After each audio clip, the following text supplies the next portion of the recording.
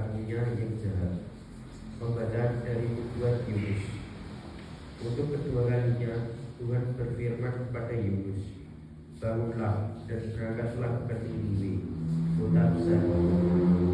Sampaikanlah kepadanya seruan yang kufirmankan kepadamu. Maka bersiaplah Yunus lalu pergi ke Niniwe sesuai dengan firman Allah.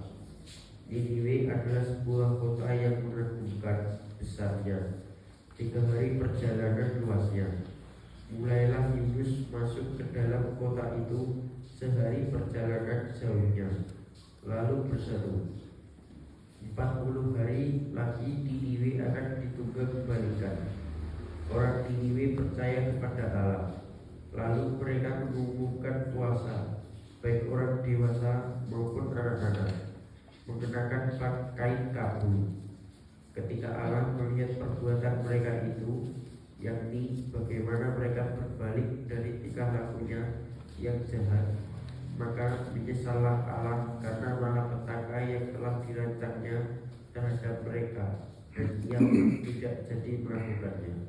Demikianlah sabda Tuhan. Syukur kepada Allah.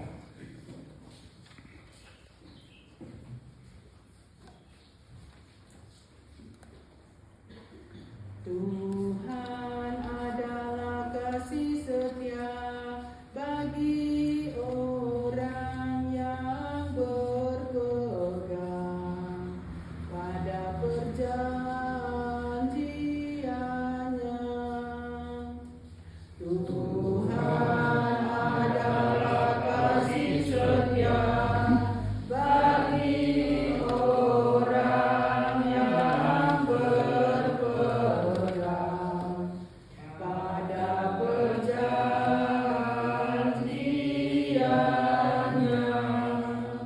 Beritahukanlah jalan-jalan-Mu kepadaku, ya Tuhan. Tunjukkanlah lorong-lorong-Mu kepadaku. Bawalah aku berjalan dalam kebenaran-Mu dan ajarlah aku. Sebab Engkaulah Allah yang menyelamatkan aku. Tuhan adalah kasih setia bagi orang yang berpegang pada perjanjiannya. Ingatlah segala rahmat dan kasih setia-Mu, ya Tuhan, sebab semuanya itu sudah ada sejak purbakala. Ingatlah kepadaku sesuai dengan kasih setia-Mu, oleh karena kebaikan-Mu, ya Tuhan. Tuhan adalah kasih setia bagi orang yang berpegang pada perjanjiannya. Dunia seperti yang kita kenal sekarang ini akan berlalu. Pembacaan dari surat pertama Rasul Paulus kepada jemaat di Korintus. Saudara-saudara, waktunya singkat. Sebab itu, dalam waktu yang masih sisa ini, mereka yang beristri hendaknya berlaku seolah-olah tidak beristri. Orang-orang yang menangis seolah-olah tidak menangis. Orang-orang yang gembira seolah-olah tidak bergembira. Dan orang yang membeli seolah-olah tidak memiliki apa yang mereka beli. Pendeknya, orang-orang yang mempergunakan barang-barang duniawi seolah-olah sama sekali tidak mempergunakannya.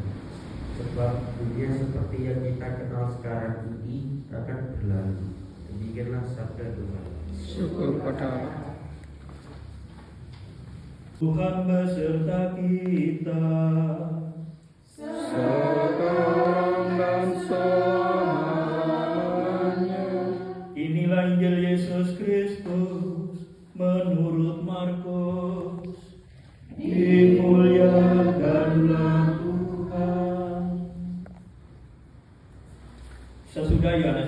Herodes ditangkap, datanglah Yesus ke Galilea memberitakan Injil Allah.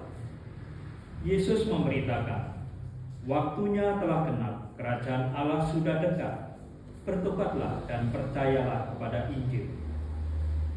Ketika Yesus sedang berjalan menyusuri danau Galilea, ia melihat Simon dan Andreas, saudara Simon. Mereka sedang menebarkan jala di danau, sebab mereka penjala ikan. Yesus berkata kepada mereka, "Mari, ikutlah aku, dan kamu akan kujadikan penjala manusia." Mereka pun segera meninggalkan jalannya dan mengikuti Yesus. Setelah Yesus meneruskan perjalanannya sedikit lagi, dilihatnya Yakobus anak Zebedeus dan Yohanes saudaranya sedang membereskan jala di dalam perahu. Yesus segera memanggil mereka dan mereka meninggalkan ayahnya Zebedeus di atas perahu bersama orang-orang upahannya. Lalu mereka mengikuti Yesus. Demikianlah Injil Tuhan. Terpujilah Kristus. Tuhan. Bagi Sri Paus, para uskup, para imam, dan semua pelayan umat yang lain, semoga mereka menampilkan diri sebagai contoh pengikut Kristus yang sejati. Marilah kita mohon. Kabulkanlah doa kami ya Tuhan. Bagi para pemimpin bangsa dan negara di seluruh dunia, semoga mereka tidak terbuai oleh pesona dunia, harta, dan tahta, sehingga dapat mendengarkan aspirasi masyarakat untuk membangun kesejahteraan umat manusia. Marilah kita mohon. Kabulkanlah doa kami ya Tuhan. Bagi orang-orang yang terbelenggu oleh berbagai tindak kejahatan, semoga mereka mendengarkan panggilan Tuhan untuk bertobat lalu berbalik dari tingkah laku yang jahat. Marilah kita mohon. Kabulkanlah doa kami ya Tuhan.